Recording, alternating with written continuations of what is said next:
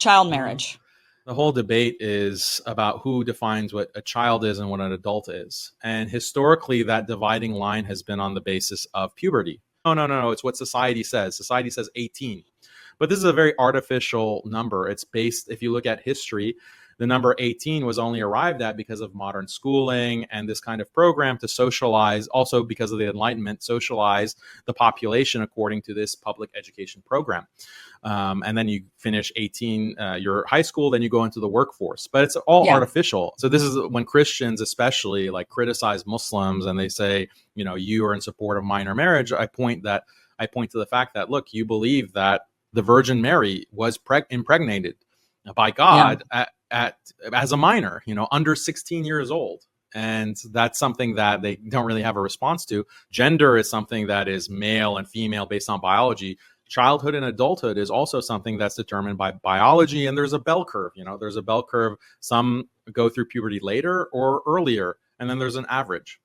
So then you would leave it up to who? I mean, the government can't go and like individually assess whether or not the person is finished with puberty before they're, I mean, I guess maybe No, but if that's you actually would the case. Like in the US, there is no minimum age of marriage in most states.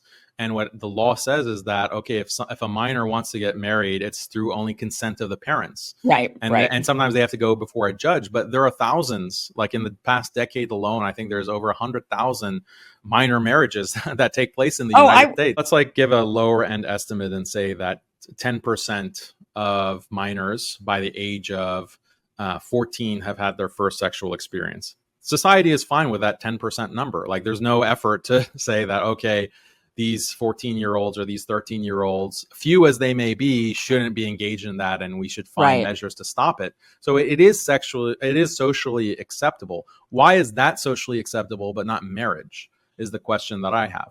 Well, the logic, I think, would have nothing to do with morality at all. It would just have to do with economics. I mean, an 18-year-old, anybody under the age of 18 is not really able to support themselves. Who gives that standard? Like that seems to be a very capitalistic consumerist standard because you're forced to buy a whole separate household as opposed to just living with your parents, and you're slowly working, you're making money, you don't have to pay rent, you can save because you're saving on the cost of living. You build up that nest egg, and then you can actually buy a house instead of you know, relying on rent or having to pay exorbitant amount of interest on a mortgage. So it's like there are better ways to do things than, and this is how I think Americans traditionally did things prior to maybe 50 or 60 years ago, but we can't be stuck in a cultural practice that doesn't make sense.